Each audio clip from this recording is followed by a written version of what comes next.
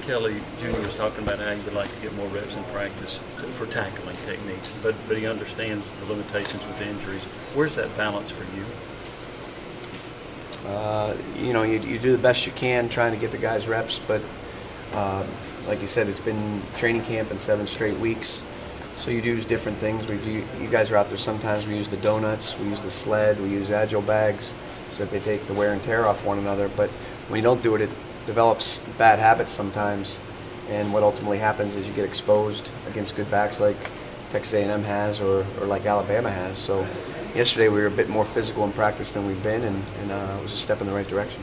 Bob, when you have so many injuries, how do you try and, balance masking some things with some scheme with not trying to overload guys that maybe haven't played as much? That's challenging at times, and you obviously tailor what you're doing to what your players are capable of executing. It's not what I can draw on a board, it's what we can do on the field. And then, it is about matchups in the SEC. We played a very, very skilled offense last week, and we're playing a very skilled offense again this week. And so it's trying to put players in positions that they can be successful, not just what looks good for the sake of looking good. And but I think to our players' credit, they've always had a next man up mentality, and I've said for numerous weeks, you could actually make a case that Colton Jumper, other than Derek Barnett, has been one of our most valuable players on defense. And whether it's Cortez McDowell or whether it's last week Elliott Berry, I think had numerous tackles, including a key tackle for loss at the end of the game. Malik Foreman didn't take a single rep at corner throughout the course of spring football or training camp, and he started the last 2 games at corner and made an interception and made arguably one of the plays of the year. It was not necessarily a great play for a corner, but it was a hustle play that teams will show across the country. And so I mean, it's certainly challenging. And this week, obviously, Shai and Kahlil and Kendall and Quay and Alexis are going to have to step up as well. Bob, you kind of touched on Kahlil and Shai. I think Butch said the other day that they played their best game against A&M. Yeah, Do you agree with that? And kind of how would you view their play this season too? I do. I think they played their best, and that was positive. And Shai is still just scraping the rust off, and I think he scratched the surface as to how good he can be. And Kahlil, that was a confidence builder, and Kendall's been pretty productive for us. We need to up front. After this is a 1-week season. Everything's got to be into doing what we need to do to win this week. But I think the players after this, we need to take a good look at ourselves and rest. In the second half of the year, I think we need to get some more guys reps up front. And Coach, kind of piling onto that, Derek is playing out of his mind. 5 sacks the last 3 games, but Corey is the only other DL that has one in that span. How important is it to get somebody else cranked up front? Very. I mean, I've said it. I mean, I think defensive end's a strength for us, and Corey Vereen and Derek Barnett have played really, really well. But no question. I mean, we need productivity from more than just those 2 guys. Whether it's generating a pass rush from the D tackle position, whether it's generating a pass rush from the secondary or linebacker position. We probably blitzed on 3rd down a whole bunch last week. I know Derek Barnett.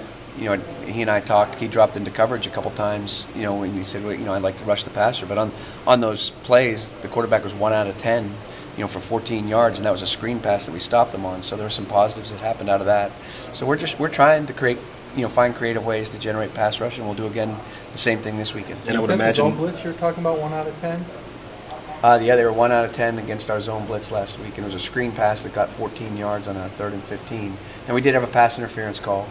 So I mean, I didn't count that in there, but they didn't. Because I remember looking at it afterwards. Coach said to me, was Barnett dropping a little too much? And I said, yeah, you could make that case. I get it, but on that, the teams a lot of times slide the protection to him. So sometimes you can blitz away from where he's aligned. And when I went back and quality controlled how he did on those situations, we were pretty productive. Is Colton capable of playing more than one linebacker spot, and just in case Darren comes back? Yep.